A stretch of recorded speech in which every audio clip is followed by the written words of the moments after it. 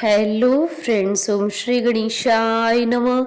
जय श्री कृष्ण। आप सभी का स्वागत है आपके अपने यूट्यूब चैनल पर। फ्रेंड्स, आज हम आपको इस वीडियो में बताने जा रहे हैं अश्विन मास की शुक्ल पक्ष की पापांकुशा एकादशी का शुभ मुहूर्त, व्रत पारण का समय, पूजा विधि, नियम, महत्व और पापांकुशा एकादशी की पौराणिक व्रत कथा और अश्विन शुक्ल एकादशी के दिन किए जाने वाले उपायों के बारे में। फ्रेंड्स, वीडियो शुरू करने से पहले आपसे रिक्वेस्ट है, अगर आप हमारी चैनल पर नए हैं और आपने अभी तक चैनल को सब्सक्राइब नहीं किया है तो प्लीज़ सब्सक्राइब कीजिएगा चैनल को, साथ ही प्रेस कीजिएगा बेल आइकन को, जिससे नए वीडियो से रिलेटेड नोटिफिकेशन आपको तुरंत प्राप्त हो सके। और वीडियो पसंद आने पर वीडियो को लाइक और शेयर जरूर कीजिएगा ताकि सभी भक्तों को इस वीडियो का लाभ प्राप्त हो सके।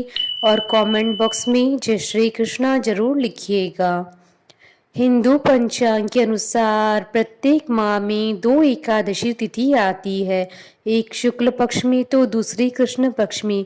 प्रत्येक एकादशी तिथि भगवान श्री हरि विष्णु जी को समर्पित होती है। इस दिन भगवान विष्णु जी का पूजन नियम पूर्वक व्रत करना चाहिए। सनातन धर्म में एकादशी व्रत को सभी व्रतों में श्रेष्ठ माना गया है। अश्विन मास में शुक्ल पक्ष में पड़ने वाली एकादशी को पापांकुशा एकादशी के नाम से जाना जाता है। मान्यताओं के अनुसार इस व्रत को करने से पापों का प्रायश्चित होता है और व्यक्ति इस लोक के सुखों को भोगते हुए मोक्ष को प्राप्त करता है।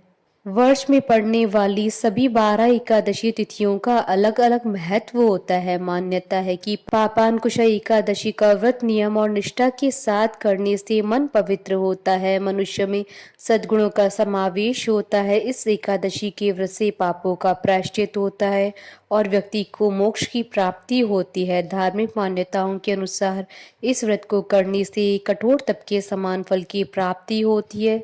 इस दिन मौन रहकर भगवत गीता पढ़ने का विधान भी है।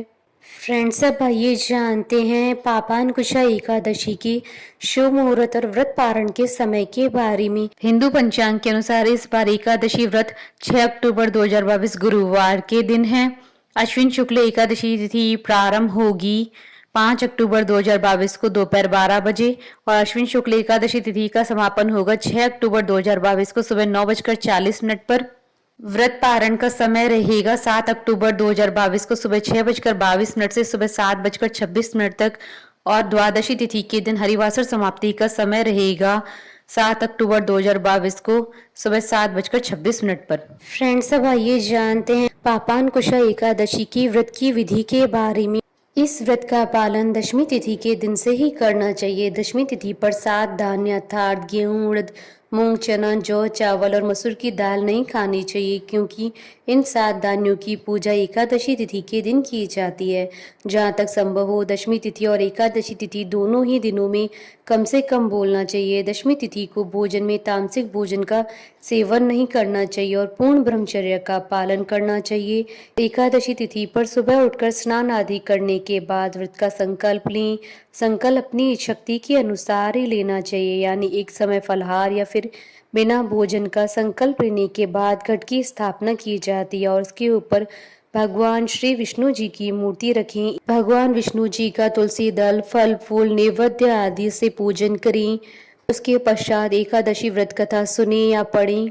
इस व्रत को करने वाले व्यक्ति को विष्णु सहस्त्र नाम का पाठ करना चाहिए। रात्रि में जागरण करें। अगले दिन द्वादशी तिथि के दिन सुबह उठकर स्नान आदि से निवृत्त होकर भगवान विष्णु जी का पूजन कर ब्राह्मणों को अन्न का दान कर दक्षिणा देने के बाद व्रत का पारण करें।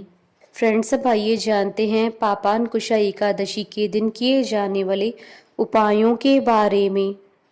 यदि आपका पैसा कहीं फंसा हुआ है तो एकादशी के दिन भगवान विष्णु जी के आगे घी का दीपक जलाकर पूर्व दिशा की ओर मुख करके गीता के 11वें अध्याय का पाठ करें।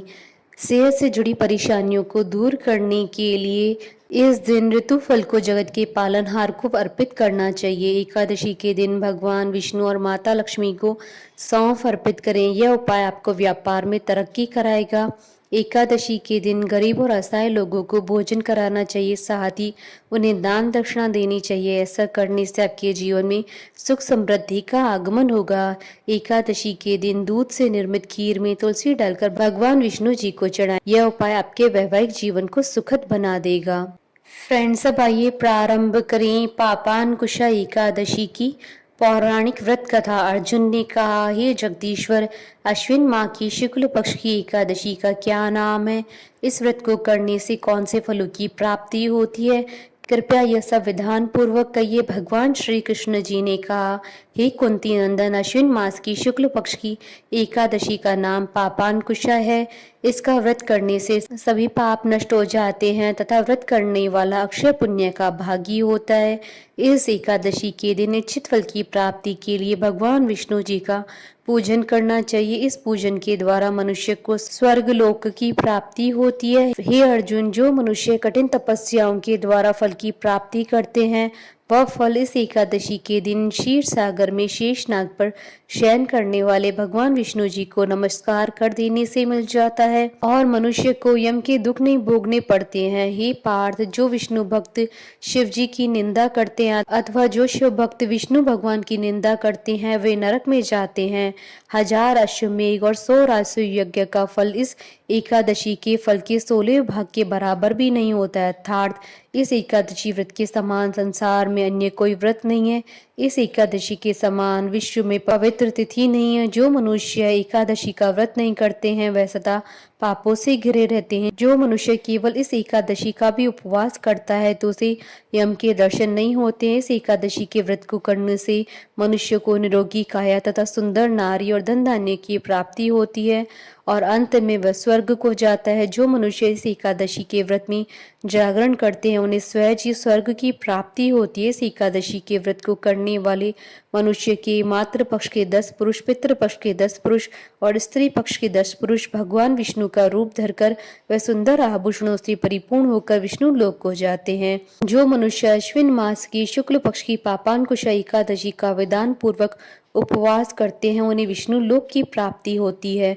जो मनुष्य एकादशी के दिन भूमि, गो, अन्न, जल, खड़ाऊ, वस्त्र, छत्र आदि दान करते हैं, उन्हें यम के दर्शन नहीं होते हैं। दरिद्र मनुष्य को भी यथाशक्ति कुछ दान देकर पुण्य अवश्य अर्जित करना चाहिए। जो मनुष्य तालाब, बगीचा, धर्मशाला, प्याऊ आदि बनवाते हैं, उन्हें नरक के कष्ट नहीं भोगने पड़ते हैं।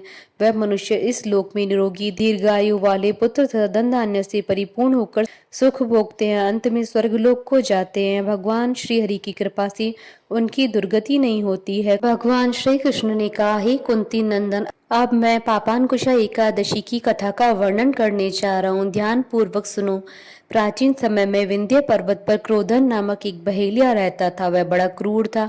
उसका सारा जीवन हिंसा, लूटपाट, मद्यपान और गलत संगति, पाप कर्मों में बीता। जब उसका अंतिम समय आया, तब यमराज के दूत बहेलियों को लेने आए और यमदूत ने बहेलिये से कहा कि कल तुम्हारे जीवन का अंतिम दिन है, हम तुम्हें कल लेने आएंगे। यह बात सुनकर बहेलिया बहुत भयभीत हो गया और महर्षि अंगीरा के आश्रम में पहुंचा और महर्षि अंगीरा के चरणों पर गिरकर प्रार्थना करने लगा, हे ऋषिवर, मैंने जीवन भर पाप कर्म ही किए हैं। कृपा कर मुझे कोई ऐसा उपाय बताइए जिससे मेरे सारे पाप नष्ट हो जाएं और मोक्ष की प्राप्ति हो जाए। उसके निवेदन पर महर्षि अंगीरा ने उसे अश्विन मास की शुक्ल पक्ष की पापांकुशा एकादशी का विधि पूर्वक व्रत करने को कहा। महर्षि अंगीरा के कहे अनुसार उस बहेलिये ने यह व्रत किया और किए गए सारे पापों से छुटकारा पा लिया। इस व्रत के पूजन के बल से भगवान की कृपा से वह विष्णु लोक को गया। जब यमराज के यमदूत ने इस चमत्कार को देखा, तो वह बहेलिये को बिना लिए ही यमलोक में लौट गए। कथा सार, मनुष्य को पापों से बचने का